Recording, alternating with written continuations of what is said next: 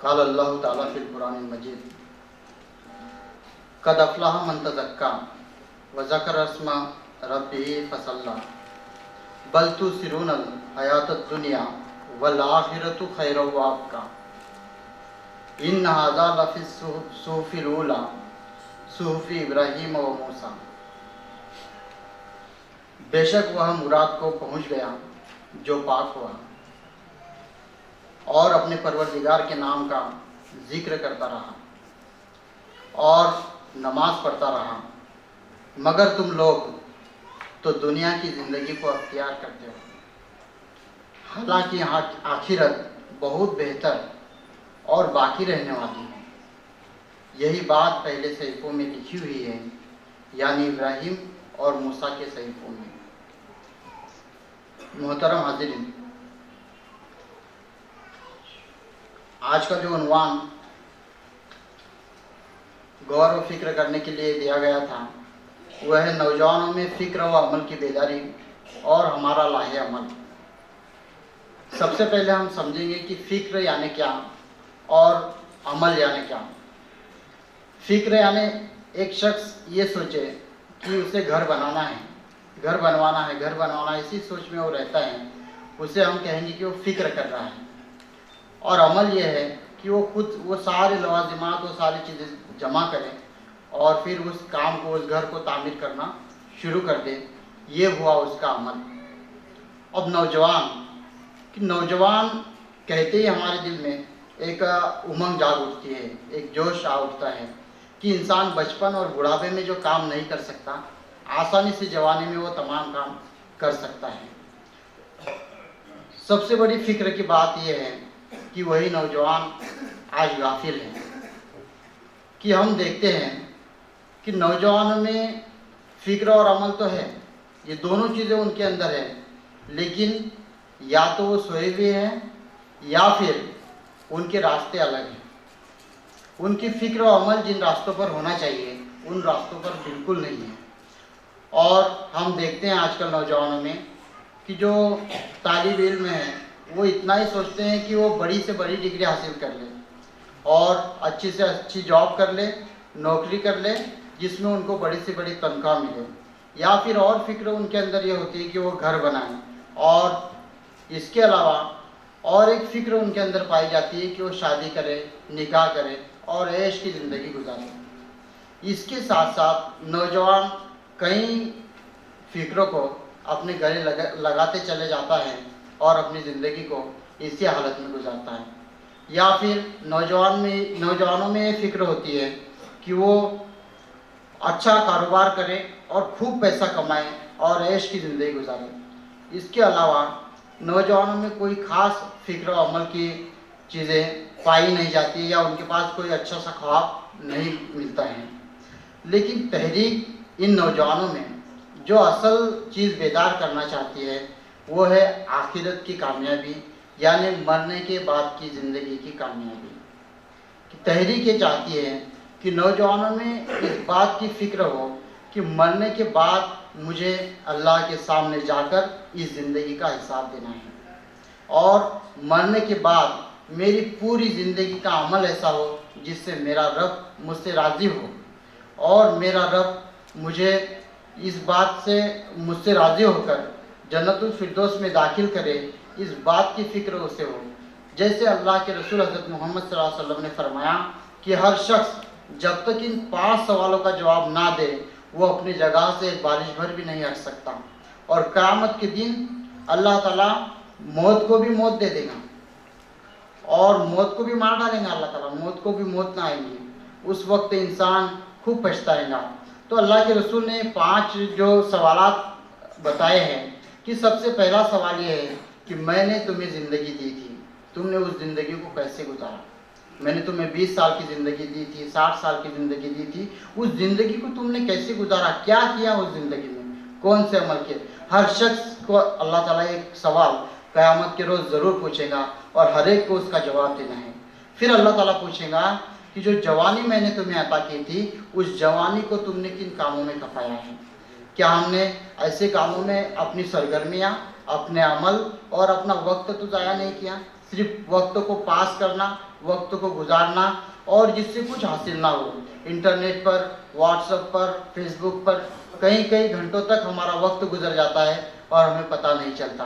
तो ऐसा कोई वक्त कि हमारा तहरीक के साथ अगर लगता है यही वक्त, तो हम जिससे खिदमत खल का काम करें, दावत दीन का काम करें, या फिर इस्लाह माशरे का काम करें, या तहरीक के साथ मिलकर ऐसा कोई काम करें जिससे अल्लाह ताला राज़ी हो, खुश हो, तो ये वो अमल रहेगा।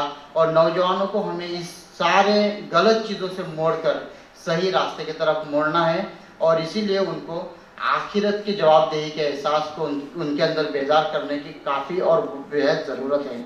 हम देखते हैं कि नौजवानों में जिम्मेदारी का एहसास बिल्कुल नहीं है कि हमें आखिरत में एक दिन अल्लाह ताला के सामने जाकर इस जवानी का भी जवाब देना है कि हमने कहाँ इस जवानी के जो सलाहियतें अल्लाह ने दी थी कि इंसान जब बूढ़ा हो जाता है तो उसे अपने लिए खुद की ज़रूरतें पूरी करने के लिए भी बड़ी मुश्किलात पेश आती है, लेकिन जवानी में वो जोश और ताकत और हर चीज़ से बिल्कुल भरा होता है, वो हर काम आसानी से कर सकता है। और ऐसी जवानी अल्लाह की बहुत बड़ी नेमत है और इस जवानी में अगर इबादत ना की जाए तो फिर वो जवानी बेकार है। इसीलिए अल्लाह के रसूल ने कहा है कि इंसान को इस जवानी के बारे में पूछा जाएगा, फिर ये पूछा जाएगा कि मैंने तुम्हें माल अता किया था, वो माल तुमने कहाँ से कमाया था। फिर ये पूछा जाएगा कि उस माल को तुमने कहाँ खर्च किया था।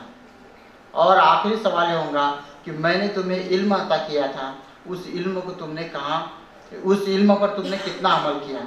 कि हर शख्स को जितना इल्म दिया गया है उसने खुद अपनी ज़ात के लिए उस पर कितना अमल किया, ये सवालात क़यामत के दिन हर इंसान से होंगे। और इसीलिए इस तरह की बहुत सारी आयतें और अहादीस के ज़रिए हम नौजवानों में आखिरत की फ़िक्र को बेदार कर सकते हैं और आखिरत की फ़िक्र लाना उनमें बेइंतहा ज़रूरी है। फिर हम देखते हैं कि कुरान ने इस बात को बार बार कहा है कि वह खैरू व आखिरत खैरू व अबका, कि अब का यानी बाकी रहने वाली वो जो आखिरत है वो हमेशा हमेशा की है, वो कभी ख़त्म होने वाली नहीं है। और उसमें हमारे लिए हमारे पास कोई ऐसे अमल हो कि हम दुनिया की ज़िंदगी को तरजीह ना दें। हमें हमारी इज्तिमायत अगर काम के लिए बुलाती है तो हमें दुनिया के तमाम कामों को तर्क करके पहले उस दीन के काम के लिए, जो अल्लाह के दीन का काम है, उसके लिए अपने आप को पेश करना होगा, पेश करना चाहिए, ताकि हमारा रब हमसे राज़ी हो।